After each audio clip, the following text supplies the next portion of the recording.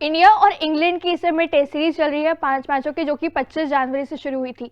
पहला टेस्ट का मुकाबला टीम इंडिया 28 रनों से हार गई थी। उस मुकाबले में बल्लेबाजी से कंट्रीब्यूशन में सिर्फ 3 ही बल्लेबाजी कर पाए थे, वो थे यहाँ पे यशस्वी जायसवाल, लेकिन उनके अलावा यहाँ पे केएल राहुल और रविंद्र जडेजा। लेकिन केएल राहुल और रविंद्र जडेजा यहाँ पे रूल्ड आउट हो गए थे दूसरे टेस्ट के मुकाबले से अपनी अपनी इंजरीज के चलते। टीम इंडिया मुकाबला वैसे ही पहला हार चुकी थी, उसके बाद टीम इंडिया को झटका लगा था इन दोनों के रूप में यहाँ पे कि ये दोनों भी अब बाहर हो चुके हैं। इकलौते ये दोनों खिलाड़ी जो कि परफॉर्म कर पा रहे थे, क्योंकि बाकी टीम इंडिया के खिलाड़ी से आउट ऑफ फॉर्म चल रहे हैं।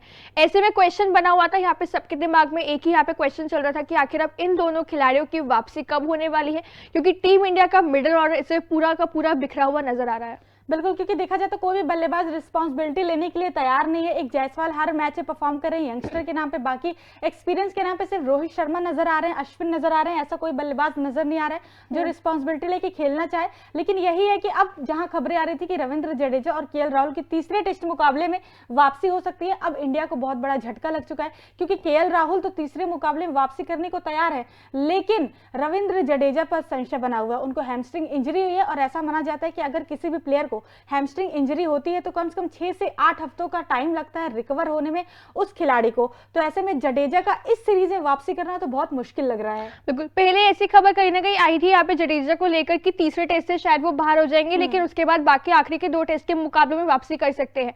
लेकिन अब जो लेटेस्ट खबर जो यहाँ पे आ रही है मीडिया रिपोर्ट्स के मुताबिक, वो ये आ रही है कि रविंद्र जडेजा अभी भी फुली फिट नहीं हुए हैं, अभी भी जो मैदान में उतरने के लिए तैयार नहीं है। ऐसे में पूरी की पूरी अब इंग्लैंड की जो सीरीज बची, यानी आखिरी की जो 3 मुकाबले भी होने वाले हैं, वहां पर से भी रविंद्र जडेजा वहां पे रूल्ड आउट हो सकते हैं, यानी इस पूरी सीरीज में उनकी वापसी नहीं होगी। ये सबसे तगड़ा झटका है, क्योंकि केएल राहुल की वापसी की खबर तो आ रही है कि वो तीसरे टेस्ट तक वापसी कर सकते हैं। उनको मेजर इंजरी नहीं हुई थी, सिर्फ और प्रिकॉशन के लिए उन्हें सेकंड टेस्ट से बाहर किया गया था, लेकिन वो तैयार है थर्ड टेस्ट में आने के लिए। लेकिन यहाँ पे ऑब्वियसली खतरा बन रखा है यहाँ पे जडेजा के ऊपर। हालांकि बीसीसीआई ने अभी तक ऑफिशियली ऐलान नहीं किया है, लेकिन जो यहाँ पे खबर आ रही है रिपोर्ट्स के मुताबिक, वो यही है कि रविंद्र जडेजा होने वाले हैं इस पूरी की पूरी सीरीज से रूल्ड आउट। और अगर ऐसा हो जाता है तो ये टीम इंडिया के लिए बहुत बड़ा नुकसान है, क्योंकि एक आपका क्वालिटी बैट्समैन, एक आपका क्वालिटी बॉलर, मतलब ऑलराउंडर है रविंद्र जडेजा। बैटिंग में भी परफॉर्म करते हैं, गेंदबाजी में भी परफॉर्म करते हैं, और जहां तक हमने देखा था हैदराबाद टेस्ट में फर्स्ट इनिंग में बहुत बड़ा कंट्रीब्यूशन था इंग्लैंड को बैकफुट पे ढकेलने पर रविंद्र जडेजा का। लेकिन अब सबसे बड़ा सवाल है कि अगर रविंद्र जडेजा नहीं खेलते तो फिर उनकी कमी कौन सा ऑलराउंडर पूरा करेगा। हालांकि आपके पास ऑप्शन है वाशिंगटन सुंदर का, लेकिन ये कि हमने देखा कि अभी जो मतलब कि सेकंड टेस्ट चल भी रहा है, वहां पहले इनिंग में हमने देखा जब अश्विन गेंदबाजी कर रहे थे तो अश्विन विकेटलेस गए थे, और ऐसा बहुत रेयरली होता है कि जब अश्विन विकेटलेस जाए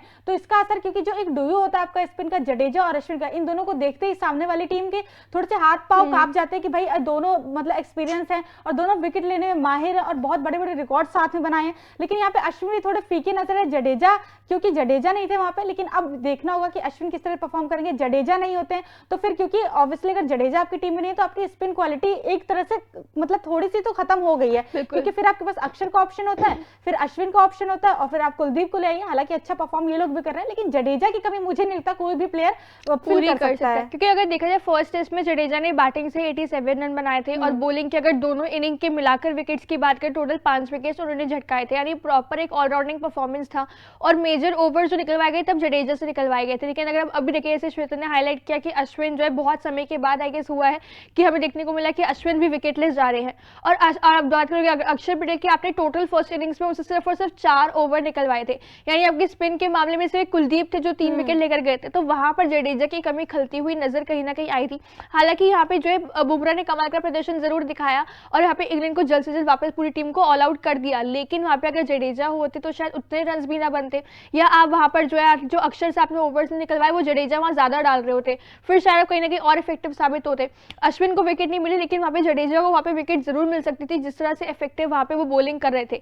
ऐसे में कहीं ना कहीं यहाँ पे जडेजा की कमी सेकंड टेस्ट में अभी तक खलती हुई नजर आई। हालांकि इंडिया फ्रंट फुट पे जरूर है, लेकिन वहां पे बैटिंग में उनकी कमी ज्यादा खल रही है, क्योंकि बैटिंग डेप्थ टीम इंडिया के पास ज्यादा है नहीं। आपने बैटिंग भी एक पोजीशन सैक्रिफाइस करी, और जहां तक बैटिंग है वो इतने फॉर्म में नहीं है प्लेयर्स। बिल्कुल, क्योंकि आप मतलब कि पहले टेस्ट में आप 9 नंबर तक बैटिंग लेके उतरे थे, जडेजा के जाने से आपकी एक बल्लेबाज कम हो जाता है, 8 नंबर तक आप बैटिंग डेप्थ लेके उतरे।